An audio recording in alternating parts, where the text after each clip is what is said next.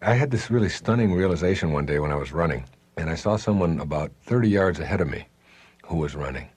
And I was thinking about this concept of the unified life and that we're all one, and seeing the big picture and seeing ourselves as all connected and that we all come from a oneness. And because we're so stuck on our separateness, and I was looking at this runner some yards ahead of me, thinking, how could it be that I am connected to that person? I don't know him. I don't know his name. I don't know anything about him. How could there be any connection between us? It was like this thing dawned on me that I am already an I that is we. In other words, I have many different life forms on me. In my eyelids, I have thousands of bacteria. In my pancreas, in my ears, and all over me, I have like thousands of these different life forms. And yet I think of myself as a singular unit, but I am made up of a lot of life, a lot of stuff that is alive. So if you can get back far enough, again, it's always a question of perspective. If you could leave Earth plane, and you can only do that in thought, and look down and try to see humanity, you would really see one body. I mean, if you could get away far enough, you would see, and it would look, as you get closer and closer and closer, just like as you get closer and closer with a microscope, into a raindrop. A raindrop looks like a raindrop until you start examining it closer and closer and closer, and then you see whole universes within one section of it that have never even had any contact with the other section of it. And so, well, that's the perspective you have to get on us all being connected. We only see it from this very tiny perspective. Now, how you can apply this in your life is just to remind yourself that just because there's a distance between you and somebody else doesn't mean that there's not a connection. That's the beauty of thought again. It wasn't, an hour ago that someone here at the studio said something to me about her father. And I said to her, well, get me your father's address and I'll send him a copy of one of my books. And she said, oh, he would really like that. And then she started talking about her aunt. And she was doing like a little imitation, and it was really funny. And she said, oh, my aunt just loves you, and she lives down in Florida. She said, she loves you. And I said, well, get me her address, and I'll send her one, too. I'd be happy to. And she didn't say anything at that moment. But then as she came to go to lunch with us, she said, you're not going to believe this, but my father called right after I talked to you, and he gave me my aunt's address, which I didn't have before. And she said, isn't that a coincidence? And I said, that isn't any more of a coincidence than that we've been talking about this very thing right here for the last several hours here in the studio in Chicago today, that there is a connection and that you'll see it when you believe it. And all I suggest to you is that you try it. If you pull into a gas station and somebody is right up ahead of you and they're parked in a place where you think you should be, and if they were only up at the pump a little further away, then you would be able to be happy and they would be able to be happy. Don't tell yourself that. See them as being exactly where they are, that you're connected to them, and treat them that way so that you don't treat them with anger. You accept it. It's always acceptance. It's openness and acceptance. What you do is you just pull up in front of them and back your car up a little bit and use that pump. Don't treat that person as if they were separate from you. Treat them as if they were a part of you, because they are. It's just that you can't see the perspective. You will be able to see that perspective. You'll get that when you leave this form that you're so attached to and go into another dimension. You'll see all of humanity as one. You are one of the pieces of this puzzle called humanity. And if you are missing from it, or if you're incomplete, or if you're not in harmony, then you make all of humanity incomplete. And that's exactly how important you are as a person. And if you just start thinking like that, that everybody out there that you run into is somehow, in some way, connected to you, you stop being antagonistic toward them, because you know that if you got antagonistic toward the microbes that live inside the lining of your large intestine and just didn't want them there and said, oh, I'm going to do everything I can to get them out of there, that would kill you. You literally need that life, that I, that is we, the self-contained unit that is comprised of all of life. You have to have all of that. It's equally true on a different level for all of humanity. And you start seeing everybody like that. And before long, you'll start seeing the connections. They'll start being there, but only when you believe it. The purpose of dancing on a dance floor is not to get to someplace else on the dance floor. Your purpose isn't to end up over here, like this is where we're going to end up. So all of this other stuff is irrelevant. Our purpose is to get here. We don't do that. When we dance, we enjoy every single step of the dance, all of the music. And wherever we end up is where we end up. It's just like enjoying a concert. I mean, the purpose of enjoying the concert isn't to get to the end. If that was the case, then the people who conducted the fastest would be the best. And people who wrote only finales would be considered geniuses. Dun, dun, dun, dun. Oh, that was fantastic. You see? It's like peeling a banana. You know, the purpose isn't to get to the other end. It's to enjoy every bite. And the same with life. If we, self-actualizing, fully functioning, highly spiritual people, the great teachers are people who didn't do what they did because they were going to make money off of it, because they were going to be approved of, because it was going to be enduring. They did it because it was what their heart told them they had to do. They have no investment in power or control over others. Their life is not about who I'm better than. See, true nobility is not about being better than somebody else. Everybody's better than somebody else at something and not as good as somebody else at something else. True nobility is about being better than you used to be. It's about growing in your life. That's what nobility is. And highly functioning people they're not looking into other people's lives. The last line of Candide, Voltaire's great novel, this whole story of this wanderer, Candide, this great teacher and sort of comic person. The last line, I guess we'll have to learn to cultivate our own garden. Cultivate your own garden. If other people want to grow rutabagas and you want to grow cabbage, then allow that and be independent of that. But so many people live their lives through what others are doing, how well they're doing it. Fully functioning people let go of that. That they have incredibly high energy and enthusiasm.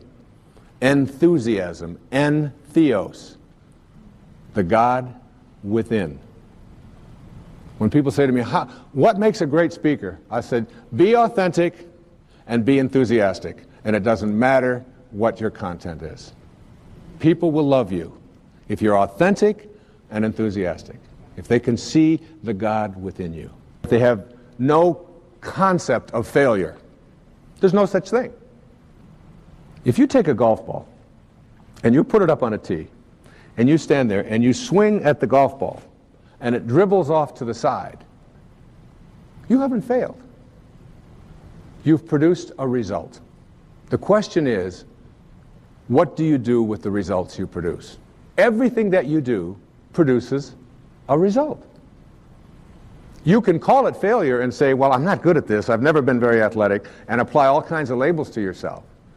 But we should never, ever allow ourselves to think of ourselves as failures, nor should we ever place that label on anybody else, because you can't fail. It's just a judgment. The only difference between a flower and a weed is a judgment. It's just a judgment. And the difference between success and failure is just a judgment. You know, Edison, the great inventor, of course. You know, when asked the question, he had tried 25,000 different ways to invent a battery, and he still didn't have it. And finally someone said to him, how does it feel, someone of your stature, to have failed 25,000 times? He said, failed? I don't know anything about failing. He said, today I know 25,000 ways not to make a battery. What do you know? And every time you do something, every time you go, and it doesn't work, you learn something. And the question isn't whether you failed, it's what do I do with the results I produce? If you pick the golf ball up and put it back on there and say, all right, I'm going to correct that, and you do it again and again and again, eventually, if you go through the 4 pathways, if you practice the discipline and the wisdom and the unconditional love, eventually, when you surrender, you'll know how to hit a golf ball. But you'll never do it the moment you label yourself to be a failure. As you listen more closely to your sacred self and transcend your ego, so too will the world ego be shifted away from power, control, and money, back to the basic virtues of higher awareness, back to peace, beauty, love, purity, tolerance, patience, and compassion. This does not mean that the benefits of technology cannot be enjoyed. It means that the ego will not be the motivating force in our lives. What we truly are as a people is a force that craves peace and simplicity. We want that deeper awareness that comes with the sanity of the higher self. It is insane to continue believing that we are a collection of tribes, each with a separate identity and a special mission. It is insane to believe that anyone who does not fit into our particular tribal mentality is a potential enemy. We know that there is not a separate God for each of us, or even for each of our tribes. We know that there is a universal divine intelligence that flows through all of us, and in that sacred space within us, we are all one and the same.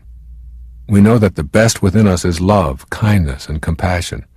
Yet our egos, both individually and collectively, have campaigned long and hard to promote a false idea. How sane is it for people to be killing each other over disputes that ancient egos created long before we arrived? How sane is it for us to believe that some of us deserve to eat the food that God provides, and that others do not deserve it by virtue of their geographic location? How sane is it for us to pump up our youth with the philosophy of the free ride by leading them to believe that if they want something, they deserve it? How sane is it to show our children pictures of violence as entertainment and allow them to adopt the ego belief that it is human nature to hurt others as a way to defend a right to be special and separate? As our higher selves begin to triumph over ego in the daily decision-making of our lives, we will truly be making progress on the path of the sacred quest for all of humanity.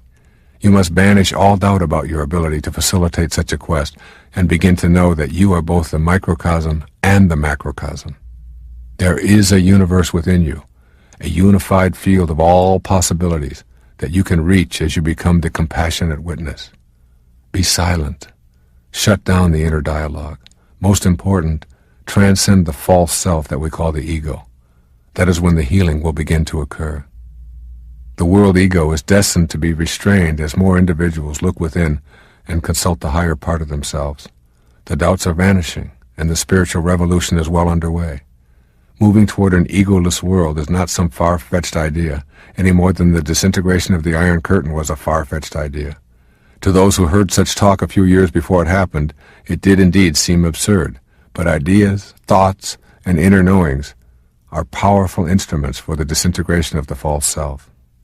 One of the simplest and most powerful ways of doing this is taught by Eknath Eswaran. Writing in his book Meditation, he advises us to spend 30 minutes every morning in meditation repeating the prayer of St. Francis. In saying this prayer, we both transcend the ego and invite the sacred self to guide us through the day. I invite you to join me in this daily prayer as we share the path of the sacred quest. The prayer of St. Francis goes like this. Lord, make me an instrument of thy peace. Where there is hatred, let me sow love. Where there is injury, pardon. Where there is doubt, faith. Where there is despair, hope. Where there is darkness, light. Where there is sadness, joy. O divine Master, grant that I may not so much seek to be consoled as to console, to be understood as to understand, to be loved as to love. For it is in giving that we receive. It is in pardoning that we are pardoned. It is in dying to self that we are born to eternal life. If you have the same knowing about your world, dramatic changes will take place as we collectively put to use the greatest force in the universe, the force of love. When enough of us as a people begin to think in certain kinds of ways and we reach a critical mass, then all the rest of us begin to align that way. And the same kind of changes that take place in the history of humanity in one place take place all over the planet at the same time. And as people begin to think this way, that the spread is not a physical property, that it's an invisible property, that indeed we are all connected, but what we're connected with is not something that we can get a hold of. As Deepak always says, quantum physics is not only stranger than you think it is, it's stranger than you can think. Because indeed, what it does is it shatters the illusion of our separateness. So that if enough of us begin to believe that something is intolerable, and we really begin to act on that and think that way and create that, because collectively the same thing is true. The state of your life is nothing more than a reflection of your state of mind, and the state of the world is nothing more than a collective state of mind. It's a state of mind. We act collectively on what we think about. And as we move up from 10,000 cycles per second on your emotional health, we move through the various symptoms of neurosis: worry, fear, anxiety, stress, tension, self-rejection, until we get to a point at point B where we are experiencing an absence of symptoms. However, we know that at any moment, one phone call or one piece of news that is not consistent with what I expect, it's called dissonance. This cognitive or emotional or affective dissonance could literally create in me a state of immobility. So the right phone call or the right action, or somebody having an accident, or somebody not doing what I think they should, or somebody even saying something to me that I dislike, or whatever it might be, and I could instantly go back into 18, 16, 14, and perhaps even 12 and 11 and 10,000 cycles per second. It's been discussed that chronic depression is something that affects as much, I've heard estimates as high as 20% of the population. That people are consuming things like Prozac and antidepressives at an alarming rate. And it's intriguing because there's no such thing as depression. I defy anyone to go out with a container and bring back any depression. The world is just the way it is, and there's no depression in it. There are only people thinking depressing thoughts, and then those depressing thoughts affecting our chemistry, our physical makeup, to a point where we become immobilized. There's no stress in our world. The world is the way it is. There are only people thinking stressful thoughts, and those stressful thoughts become our reality, our detachment from our source, our separation from our source.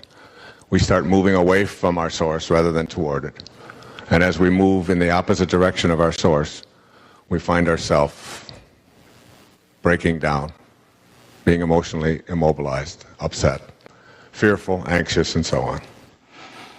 Now, as I move to my right, on this scale of emotional health, we reach a point called point C. And at point C, at 100,000 cycles per second, we understand the meaning behind Terry Cole Whitaker's title of her book. What you think of me is none of my business. That is, I am living here at a state not in which I am unaffected by, emotionally, the things that occur in my life and in the life of those I love and I'm around, but that I cannot become immobilized by them. I will not allow myself to lose my sense of balance, my sense of connection to God, because of what someone out there might do, even if that someone is very, very close to me, the closest person in my life. I am independent of the good opinion of all of those around me. This is 100,000 cycles per second. Illustrative of it is a story that is told of the Buddha. And everywhere he went, he had all of these followers, but he also had people who were critical of him. And these people would find fault with him, and they would say things about him that were insulting, and they would be very inflammatory, and they would be extremely critical of him. And every time that they would behave in these ways towards the Buddha, he would respond with love, with kindness. That's all he could ever say. And one day one of his students said to him, I just don't understand. For days and days, these people have been so critical and so ugly in their reactions towards you, and always you still react with kindness and love. How do you do that? How does that work? And the Buddha responded with something that I think is very, very relevant to our lives. He said, if someone offers you a gift, and you do not accept that gift, to whom does the gift belong? And that was his answer. If someone offers you a gift of their hatred, of their criticism, of their bitterness, of their tension, of their fault finding, if they offer this to you, but you don't accept it, to whom does it belong? Why, it's theirs. And the Buddha was saying, why would you ever choose to allow yourself to become depressed, upset, immobilized over something that belongs elsewhere? It's not yours. You don't own it. What you think of me is none of my business.